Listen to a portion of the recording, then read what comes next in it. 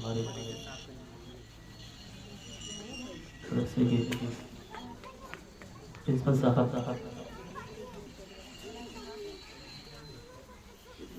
جن کی بہت زیادہ تعارف کی ضرورت نہیں ہے، اور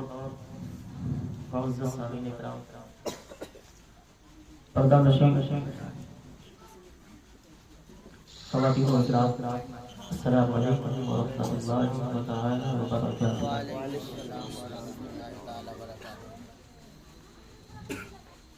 آج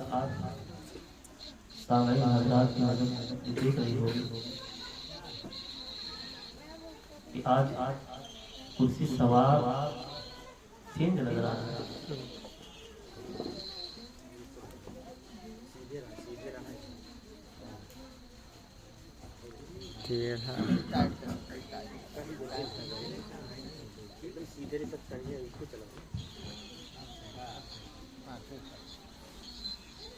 دیکھیے، میں کوئی خطیب نہیں ہوں اور نہ ہی کہیں مقرر، بس جمعہ میں 10 منٹ 15 منٹ وہ بھی خطبہ کو لے کر گفتگو کرنے والا یہ ہمارے حضرت کا کرم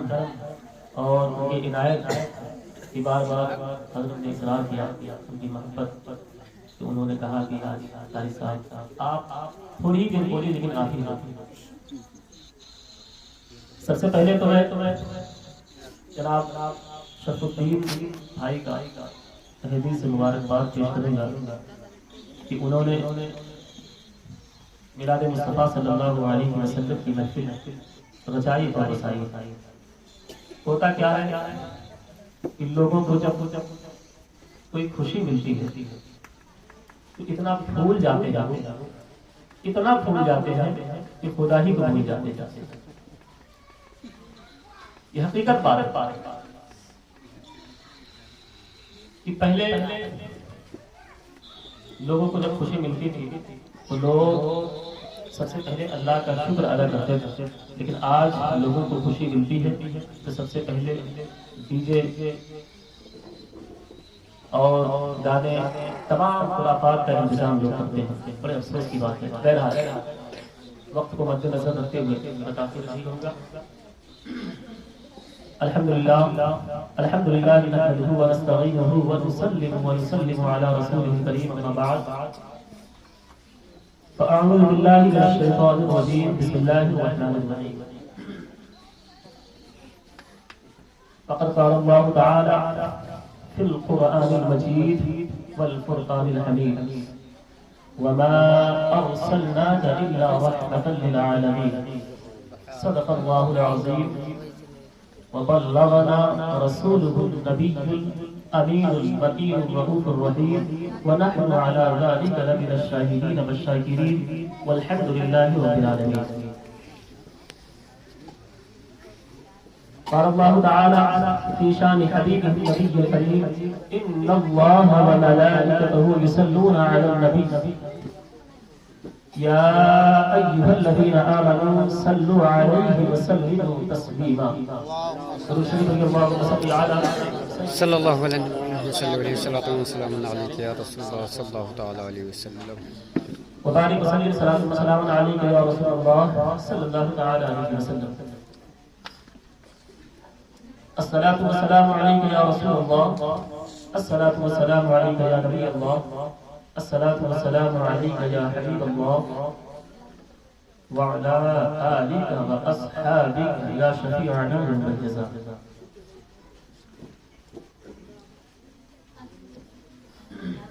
محترم حضرات، جیسا کہ ابھی میں نے جس آیت کریمہ کو پڑھنے کا شرف حاصل کیا ہے، بڑی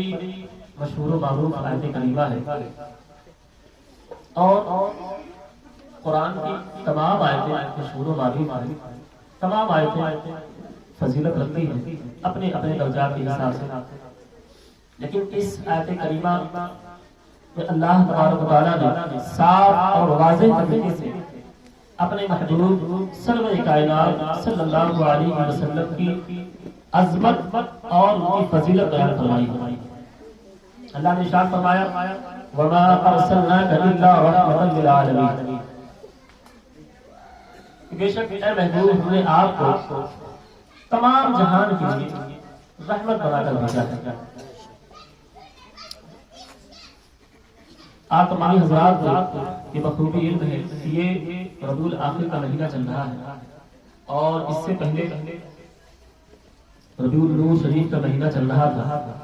یہ سمجھیے کہ اس کے دامن کا یہ مہینہ ہے اور دامن کی برکت بھی دیکھیے کہ اس مہینے میں اس سے پہلے والے مہینے میں انبیاء کرام کے سردار اس دنیا میں تشریف لائے اور ربیع الاخر میں اولیاء کرام کے سردار تشریف لائے۔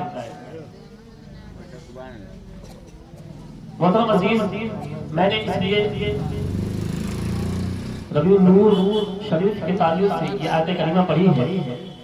کہ سب سے پہلے آپ تمام حضرات بہت سارے جلوس میں جاتے ہیں، بہت ساری مجالس میں آپ تمام حضرات بیٹھتے ہیں اور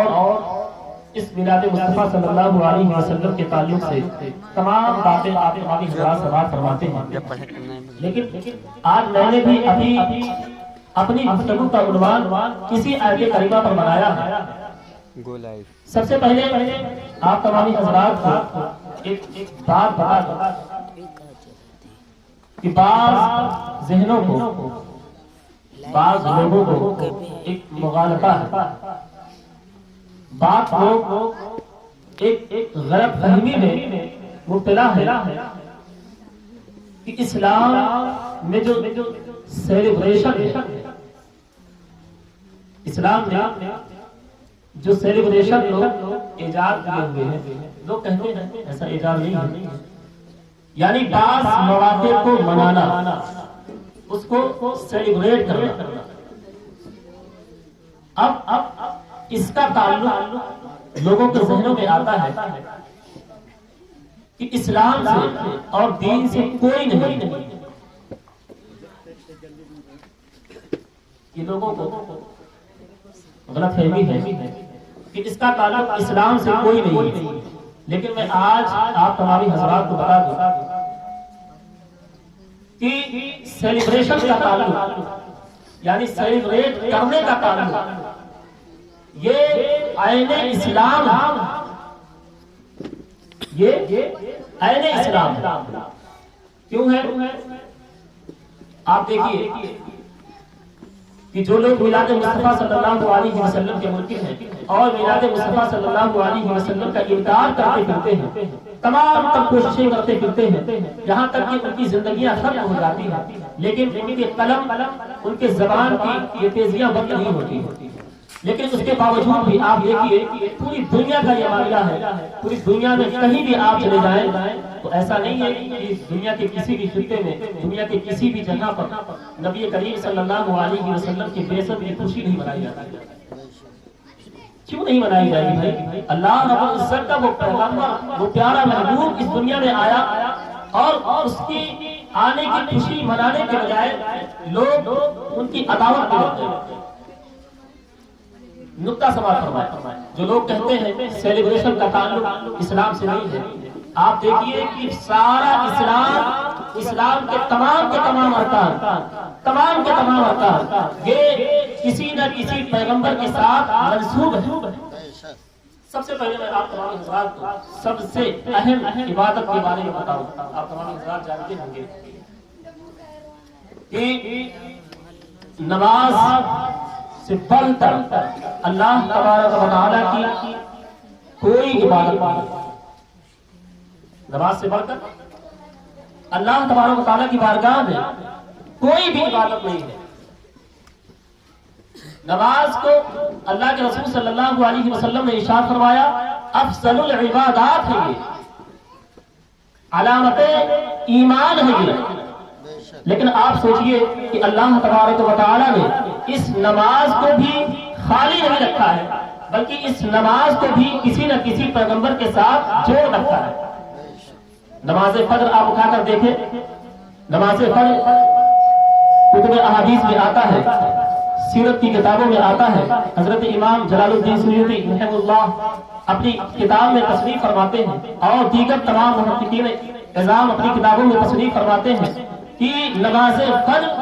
یہ حضرت آدم علیہ السلام کی جب توبہ قبول ہوئی 200 سال کے کتنے 100 سال کے بعد 200 سال کے بعد جب 200 سال آپ اللہ کی بارگاہ میں گریہ وزاری کرتے رہے، اس کے بعد جب آپ کی دعا قبول ہوئی، اس قبولیت کی خوشی میں حضرت آدم علیہ السلام نے اللہ کی بارگاہ میں 2 رکعت نماز شکرانے کی پڑھی۔ وہی 2 رکعت نماز شکرانہ اللہ کی بارگاہ میں اتنا پسند آیا کہ وہی 2 رکعت نماز شکرانہ اللہ تبارک و تعالیٰ نے امت محمدیہ کے لیے نماز فجر بنا دی۔ آپ آگے چلیں،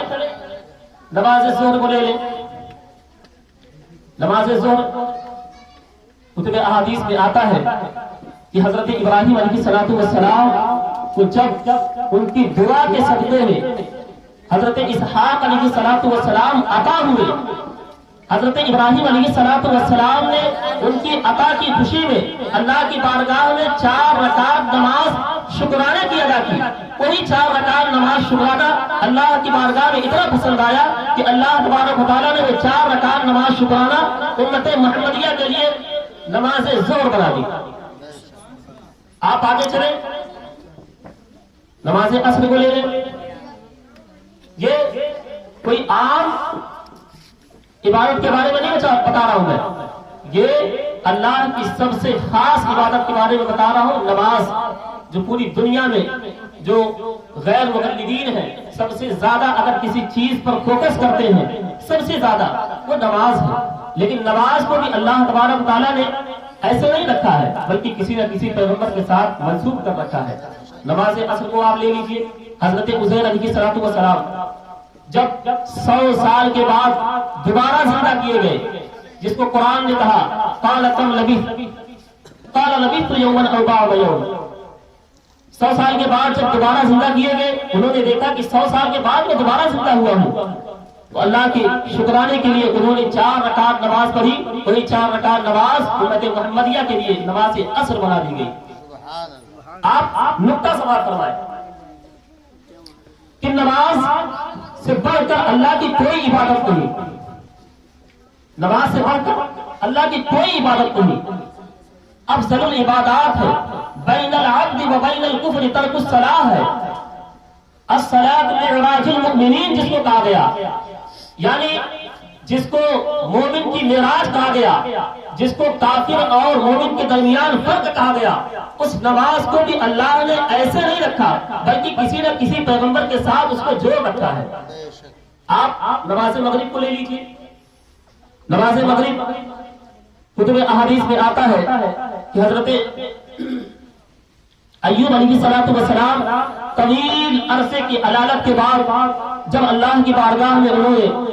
دعا فرمائی کہ اے اللہ اس علالت کو میرے اوپر سے ختم کر دے، اللہ تبارک و تعالیٰ نے جب اس علالت کو ان کے اوپر سے ختم کیا تو انہوں نے شکرانے کی طور پر اس بیماری کی عالم میں انہوں نے 4 رکعت نماز نیت کی، اور 4 رکعت نماز نیت کرنے کے بعد آپ نے 3 رکعت پڑھی تھی، اور چوتھی رکعت میں آپ نے سوچا کہ چوتھی رکعت پوری کروں، کھڑا ہونا چاہا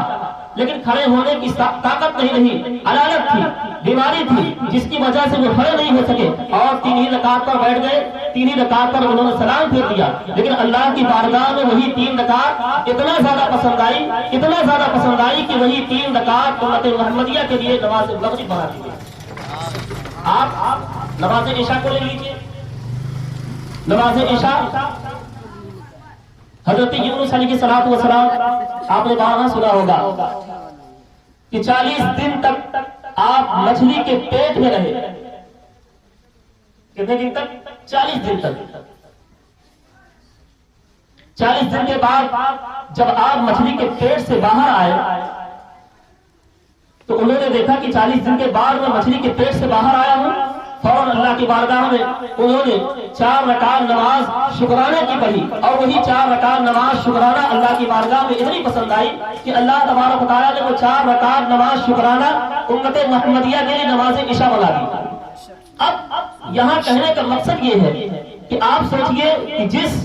عبادت کو سب سے زیادہ افضلیت دی گئی ہے، قرآن و احادیث اٹھا کر آپ دیکھیں تو آپ کو سب سے زیادہ کسی چیز پر فوکس کیا گیا ہے تو نماز ہے، اور کسی چیز کے بارے میں سب سے زیادہ اگر وعیدیں بتائی گئی ہیں تو نماز ہے۔ لیکن آپ سوچئے کہ اللہ رب العزت نے اس نماز کو بھی اس طرح خالی نہیں رکھا، بلکہ اس نماز کو کسی نہ کسی پیغمبر کے ساتھ جوڑ رکھا ہے۔ جب وہ نماز کسی نہ کسی پیغمبر کے ساتھ جا کر جڑی، اور جڑنے کے بعد اللہ تبارک و تعالیٰ نے جب تک وہ نماز کسی نہ کسی پیغمبر سے نہیں جڑی، تب تک اللہ تبارک و تعالیٰ نے اس نماز کو بھی اپنی بارگاہ میں قبول نہیں فرمایا۔ آپ آگے چلیے، لوگ کہتے ہیں یہ سال میں ایک مرتبہ میلاد منانے کی کیا ضرورت ہے؟ ارے سال میں ایک مرتبہ کی بات کر رہے ہو، یہاں تو ہر روز 5 وقت جا کر اپنے سر کو پٹکتے ہو۔ سر کو پٹکنے ہو اور کس لیے پٹکتے ہو؟ کبھی آپ نے غور کیا کہ وہ جو سر ہم اللہ کی بارگاہ میں جھکاتے ہیں وہ کسی نہ کسی پیغمبر کے ساتھ منسوب ہے؟ آپ آگے چلیے، آپ دیکھیے کہ حج کے ارکان کو لے لیجئے۔ حج کا سارا ارکان حضرت بیٹھے ہوئے ہیں، سارا ارکان آپ دے لیجئے حج کا، سب کے سب کسی نہ کسی پیغمبر کی یادیں بنائی جاتی ہیں۔ کوئی بھی آپ ایک بھی ایسا عمل دکھا دیجئے جو اللہ کی جانب سے، اللہ تبارک و تعالیٰ نے اپنی جانب سے اس کو بتایا ہو کہ یہ کریے، ہم کو یہ پسند ہے۔ بلکہ جتنا بھی ارکان ہے سب کے سب اللہ تبارک و تعالیٰ نے کسی نہ کسی پیغمبر کی ادا کو بنا کر رکھا ہے۔ اب چونکہ یہ واقعہ بہت طویل ہو جائے گا، میں اپنی گفتگو کو یہاں سے موڑ رہا ہوں۔ آپ دیکھیے کہ لوگ جو انکار کرتے ہیں، آپ سوچئے کہ نبی کریم صلی اللہ علیہ وسلم کی بعثت سے پہلے اس پوری روئے زمین کا معاملہ کیا تھا؟ اس پورے روئے زمین پر آپ دیکھیے، نظر اٹھا کر پورے روئے زمین پر کوئی بھی ایسی جگہ نہیں تھی جہاں اللہ کے ساتھ شرک اور کفر نہیں کیا جا رہا تھا۔ نبی کریم صلی اللہ علیہ وسلم کی ولادت سے پہلے کی تاریخ کو آپ اٹھا کر دیکھیں تو آپ کو معلوم ہوگا کہ پورے روئے زمین کو آپ چھوڑیے، وہ خانہ کعبۃ اللہ، جس خانہ کعبۃ اللہ کی تعمیر حضرت ابراہیم علیہ السلام نے اپنے ہاتھوں سے اپنے بیٹے حضرت اسماعیل علیہ السلام کے ساتھ فرمائی تھی، اس بت کے اندر لوگوں نے 360 بت رکھ دیے تھے اس خانہ کعبہ کے اندر۔ اتنی زیادہ گمراہیت تھی، گمراہیت اس طریقے سے بڑھ گئی تھی، اس طریقے سے یہاں تک لوگوں کی درندگی، یہاں تک لوگوں کی گمراہیت، یہاں تک لوگوں کا خیال بدل چکا تھا کہ لوگ جس ماں کے پیٹ سے پیدا ہوتے تھے اسی بچی کو، جب وہ بچی پیدا ہوتی تھی اس بچی کو زندہ دربور کیا کرتے تھے، زندہ دفن کر دیا کرتے تھے۔ لیکن جب ظلم کی انتہا ہوتی ہے، جب ظلم کا خاتمہ، جب ظلم کے خاتمے کا وقت آتا ہے تو اللہ تبارک و تعالیٰ اپنی رسی کو کھینچتا ہے۔ آپ دیکھیے نبی کریم صلی اللہ علیہ وسلم کی بعثت سے پہلے اللہ تبارک و تعالیٰ نے اپنے حبیب صلی اللہ علیہ وسلم کی ولادت سے پہلے دنیا میں جہاں کہیں بھی شرک ہو رہا تھا، جہاں کہیں بھی کفر ہو رہا تھا، ان تمام کے تمام لوگوں کو اللہ تبارک و تعالیٰ نے نبی کریم صلی اللہ علیہ وسلم کی ولادت سے پہلے ان کے پاس ایک میسج بھیجا کہ اب تمہارے خاتمے کا وقت آ گیا ہے، اب تمہارا ٹائم ختم، اب سچے دین کا پیروکار آ رہا ہے، وہ سچا دین جس دین کے بارے میں اللہ رب العزت نے ارشاد فرمایا ان الدین عند اللہ الاسلام، اگر اللہ کے نزدیک کوئی اسلام ہے، کوئی دین ہے تو دین اسلام ہے۔ اور آپ دیکھیے نبی کریم صلی اللہ علیہ وسلم کی ولادت سے پہلے چونکہ ماحول یہاں کا میں دیکھ رہا ہوں کہ بچے ہیں لیکن بچوں کے باپ کا پتہ نہیں ہے، عجیب معاملہ ہے ہمارے کوراہی کا۔ میں نے یہاں سے آنے سے پہلے بہت نام سنا تھا یہاں کہ لوگ بڑے پڑھے لکھے لوگ ہیں، بڑے جانکار لوگ ہیں اور دین سے بہت محبت کرنے والے ہیں، لیکن معاملہ کیا ہوا، یہاں آنے کے بعد دیکھا کہ لوگ جو بڑوں کو کہتے ہیں، بڑے نہیں بلکہ جو چھوٹے، جو چوزے جن کو کہا جاتا ہے، وہ لوگ دین کے خیال اور دین کی محبت کے پیروکار ہیں۔ باقی بڑے لوگ دیکھیے سادہ خرگوش میں پڑے ہوئے ہیں، یا تو چسکیاں لے رہے ہوں گے چائے کی۔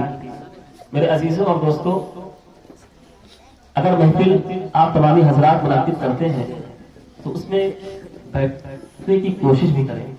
ورنہ کیا فائدہ ہے؟ بچے بیٹھے رہیں، 2-4 آدمی رہیں، مقررین حضرات، شورا حضرات اپنی تیاری کر کے آئیں اور یہاں آنے کے بعد ان کا معاملہ ایسا ہو کہ وہاں نظر جب پڑے سامعین پر تو وہ خود بخود ڈھیلے پڑ جائے۔ ایسا نہیں ہونا چاہیے، یہ ہماری بدقسمتی ہے۔ آج دیکھیے ہمارا ماحول کیا ہو گیا ہے کہ جب تک نعت پڑھی جاتی ہے تب تک لوگ بڑے شوق کے ساتھ محفل میں رہتے ہیں، جیسے ہی تقریر کا نمبر آتا ہے فوراً دھیرے دھیرے کر کے اٹھنے لگتے ہیں۔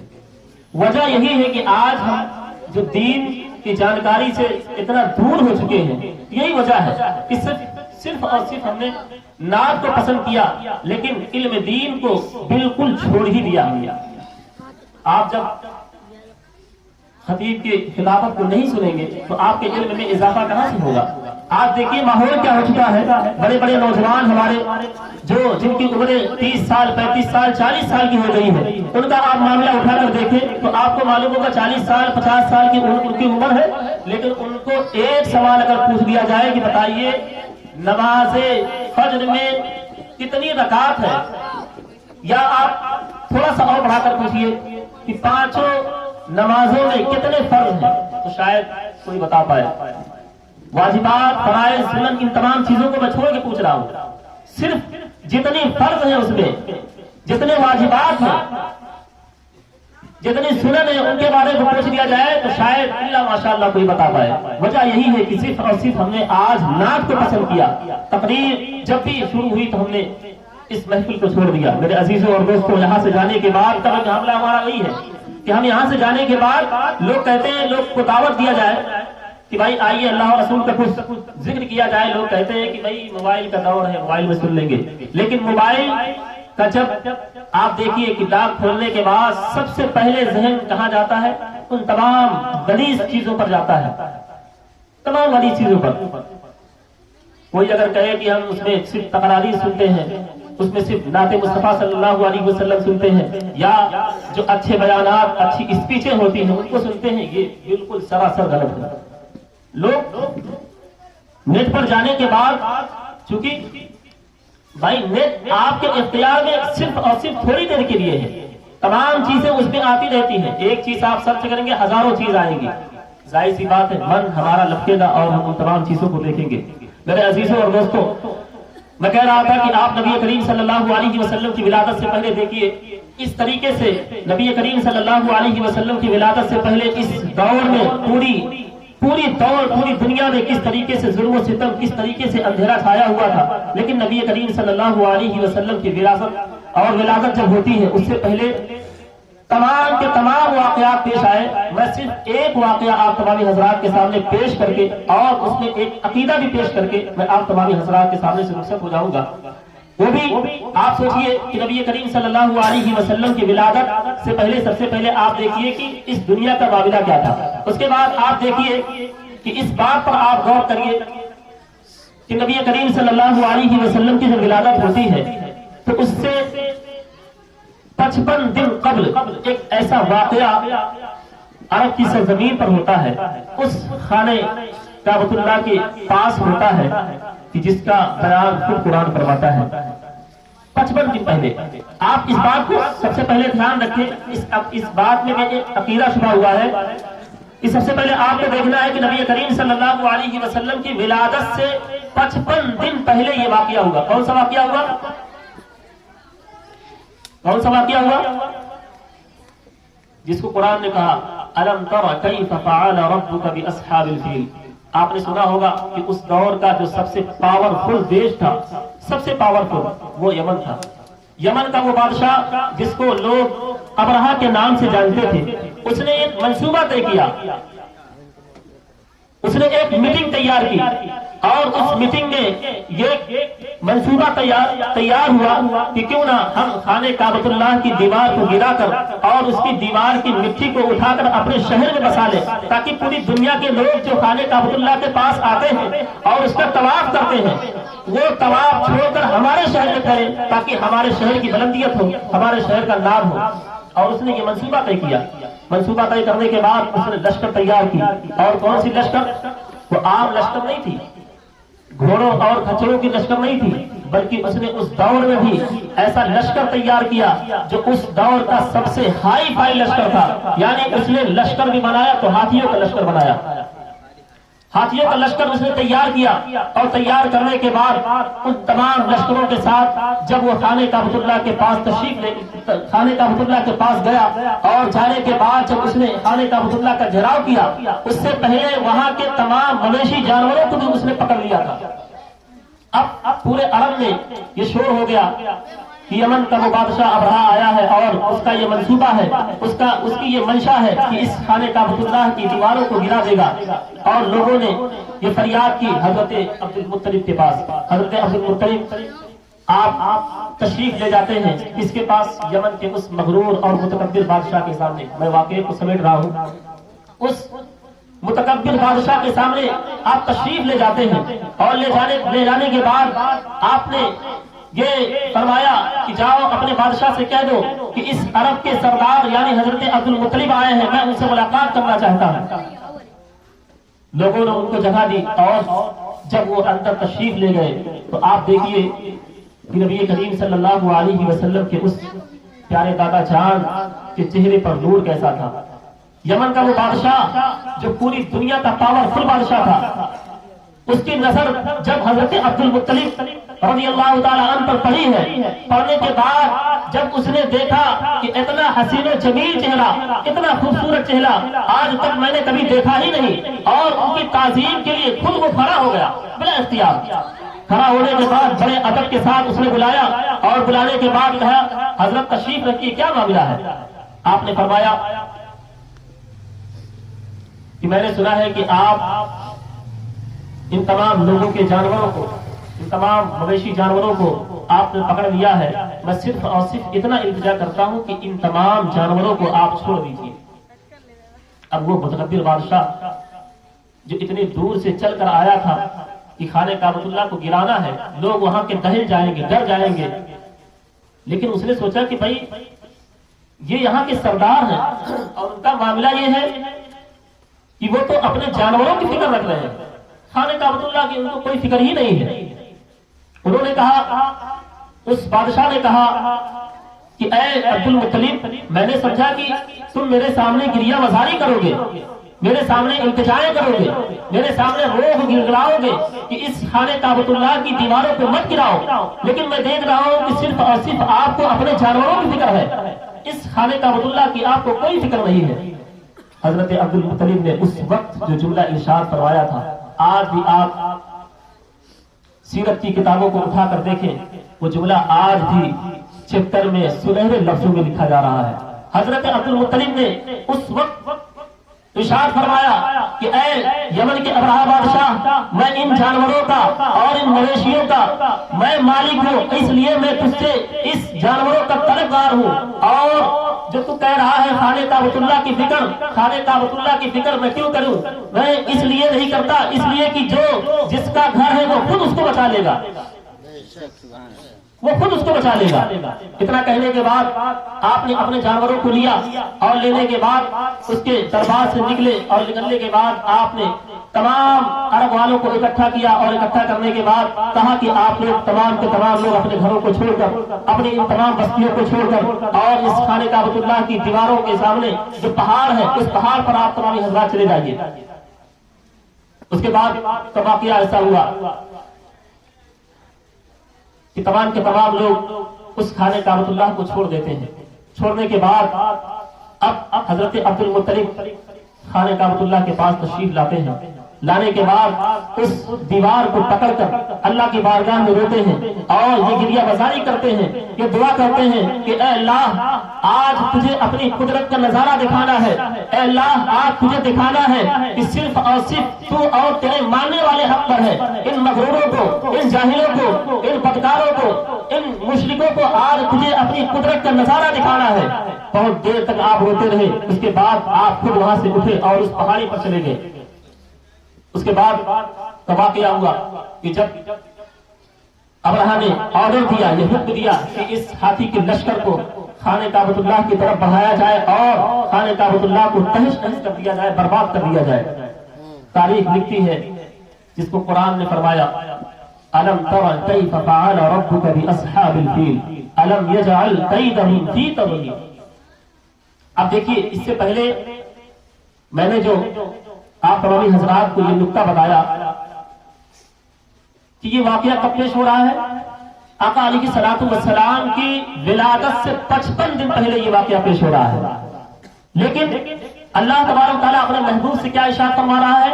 الم تر کیف فعل ربک باصحاب الفیل۔ اے محبوب آپ نے نہیں دیکھا کہ میں نے ان ہاتھی والوں کا حال کیا کیا؟ اب سوچئے کہ اس میں جو عقیدہ چھپا ہوا ہے، لوگ کہتے ہیں کہ نبی کریم صلی اللہ علیہ وسلم کو ولادت 40 سال کے بعد ملی، 40 سال کے پہلے ان کو کوئی نبوت نہیں ملی تھی، کوئی نبوت نہیں ملی تھی، وہ ہماری طرح بشر تھے۔ معاذ اللہ رب العالمین، نبوت ملنے کے بعد بھی لوگ بشر اپنی طرح کہتے ہیں، لیکن اللہ تبارک تعالیٰ خود ارشاد فرما رہا ہے کہ اے محبوب کیا تم نے نہیں دیکھا کہ میں نے ان ہاتھی والوں کا حال کیا کیا؟ اس کے بعد کا واقعہ ہوا کہ جب اس یمن کے بادشاہ نے آرڈر دیا کہ اس خانہ کعبۃ اللہ کی دیواروں کو گرا دیا جائے، جیسے ہی آرڈر دیا ان ہاتھی والوں نے جیسے ہی اپنے ہاتھیوں کو آگے بڑھانا چاہا، جیسے ہی آگے بڑھانا چاہا وہ اپنے قدم کو پیچھے کی طرف، پیچھے کی جانب کھینچتے چلے گئے، یہاں تک جتنی کوششیں ہو سکی ان سے لاکھ کوششیں کر لیے وہ لوگ، لیکن ہاتھی کا لشکر ایک بھی قدم خانہ کعبۃ اللہ کی طرف نہیں بڑھا۔ اور اس کے بعد جب اللہ کا وہ نظارہ، اللہ کی وہ قدرت، وہ اللہ کا وہ عذاب آیا کہ جس کو آپ سوچئے قرآن نے کہا وَأَرْسَلَ عَلَيْهِمْ طَيْرًا أَبَابِيلَ تَرْمِيهِمْ بِحِجَارَةٍ مِّن سِجِّيلٍ فَجَعَلَهُمْ كَعَصْفٍ مَّأْكُولٍ۔ اور اللہ نے اس ہاتھی سواروں کے لیے، اس لشکر کے لیے ایسا ایک چھوٹا سا پرندہ، اتنا چھوٹا سا پرندہ کہ آپ سوچئے کہ آج دنیا کا مقابلہ ہوتا ہے، دنیا کا معمول ہے یہ کہ جب کسی مضبوط آدمی سے مقابلہ ہوتا ہے تو لوگ اسی حساب سے تیاری کر کے جاتے ہیں، لیکن اللہ تبارک و تعالیٰ کا یہ نظام ہے، اس کی قدرت ہے کہ اللہ نے جس آپ پوری تاریخ کو اٹھا کر دیکھیں، آپ پورے واقعات کو آپ اٹھا کر دیکھیں تو آپ کو معلوم ہوگا کہ اللہ تبارک و تعالیٰ نے پوری روئے زمین پر جس کو بھی نصف و نابود کیا ہے، ایک ایسی چیز سے نصف و نابود کیا ہے کہ جس کا وجود کچھ بھی نہیں انسانوں کے سامنے۔ اللہ نے لشکر بھیجا، کس کا لشکر؟ ابابیل کا، جس کا خود گرام چند گرام کا، 50 سے 60 گرام جس کا وزن ہوگا، اس لشکر کو اللہ نے بھیجا اور اس کی چونچ میں، اس کے پنجوں میں اللہ تبارک و تعالیٰ نے ایسا میزائل، آپ سمجھئے جس کو میزائل کہا جائے یا اس سے بھی بڑی چیز کہا جائے، کہ اللہ نے ایسا کنکر اس کے پیر میں، اس کے چونچ میں رکھا تھا کہ بتایا جاتا ہے، قرآن خود کہتا ہے کہ جب وہ پتھر ان ہاتھی سواروں کے اوپر گرتا، ان کے سر پر گرتا، سر کو چیرتا ہوا، ان کے جسم کو چیرتا ہوا، یہاں تک کہ ہاتھی کو چیرتا ہوا ان کو نیست و نابود اس طریقے سے کر دیا، اس طریقے سے نیست و نابود کر دیا، جس کو اللہ تبارک و تعالیٰ نے ارشاد فرمایا ترمیہم بحجارۃ من سجیل، یعنی اس کو اس طریقے سے میں نے نیست و نابود کیا، اس طریقے سے نیست و نابود کیا جس طریقے سے تم دیکھتے ہو کہ ایک کو جب جانور چل جاتے ہیں تو اس کا وجود ختم ہو جاتا ہے، اس طریقے سے اللہ تبارک و تعالیٰ نے ان تمام لشکر کو نیست و نابود کیا۔ آپ سوچئے کہ اس کے بعد آقا علیہ الصلوۃ والسلام کی ولادت ہوتی ہے، جو کہ وقت بہت زیادہ ہو چکا ہے، نبی کریم صلی اللہ علیہ وسلم کی ولادت ہوتی ہے، تو آپ دیکھیے کہ نبی کریم صلی اللہ علیہ وسلم کی ولادت سے پہلے اور ان کی ولادت کے بعد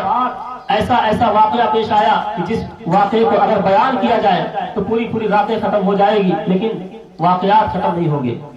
چونکہ آنا کس کو تھا؟ خاتم النبیین کو آنا تھا، وہ اللہ کا محبوب جو سب سے زیادہ اللہ کی بارگاہ میں محبوب ہے، اس پیغمبر کو، اس حبیب کو اللہ تبارک و تعالیٰ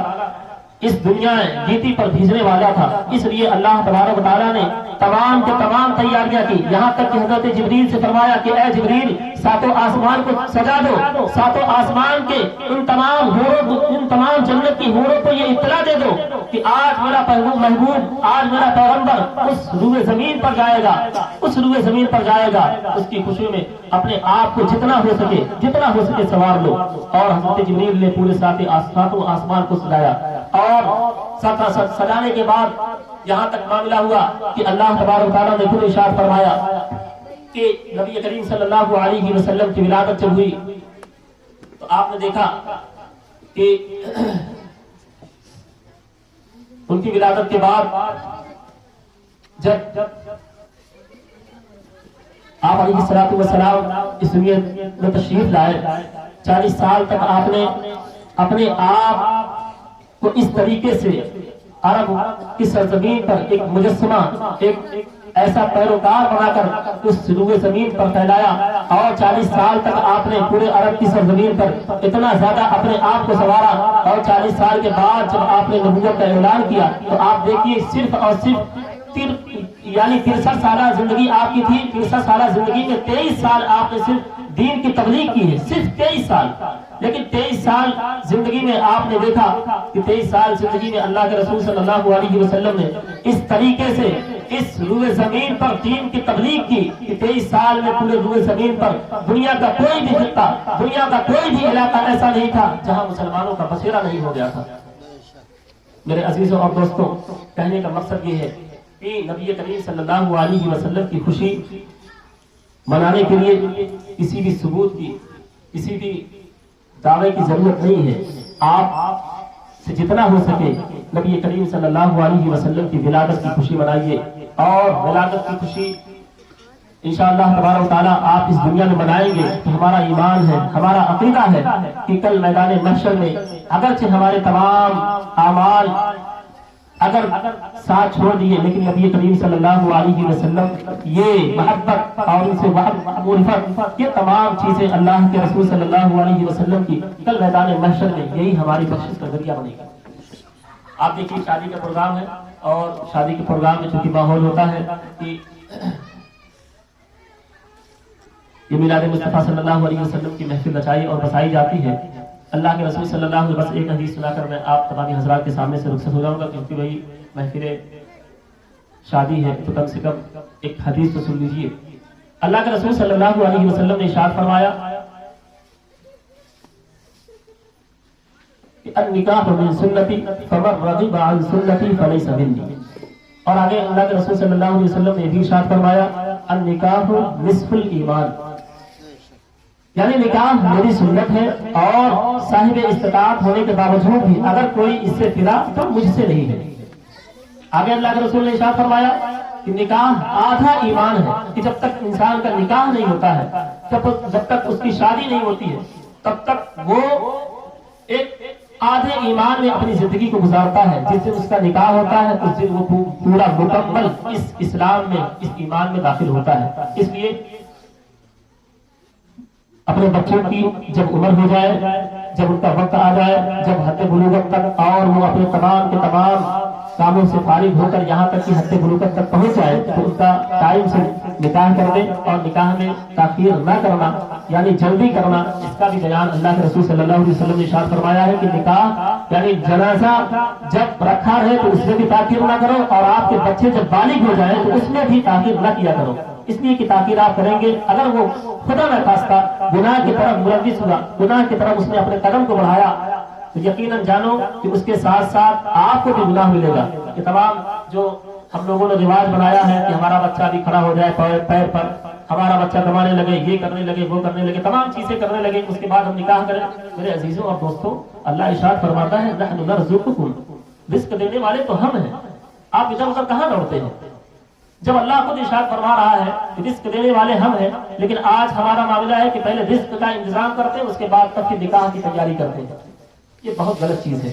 جب ان کی عمر ہو جائے ان کا نکاح کر دیجیے۔ اللہ تبارک و تعالیٰ، نکاح ایسی چیز ہے کہ نکاح ہونے کے بعد آٹومیٹک رزق میں برکت ہونے لگتی ہے۔ آپ تمامی حضرات جانتے ہیں، عقل و شعور والے ہیں کہ یقیناً جس دن انسان کا نکاح ہوتا ہے نا، اس کے بعد وہی جو تنخواہ رہتی ہے اس تنخواہ میں برکت ہونے لگتی ہے۔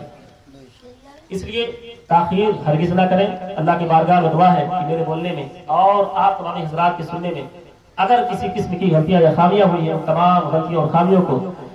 اپنے حبیب سرور کائنات صلی اللہ علیہ وسلم کے صدقے تو پھر میں معاف عطا فرمائے۔ ان تمامی بات پر سب سے پہلے مجھے اور اس کے بعد آپ تمامی حضرات کو عمل کرنے کی توفیق و رفیق عطا فرمائے۔ وما علینا الا البلاغ۔ السلام علیکم ورحمۃ اللہ تعالی وبرکاتہ۔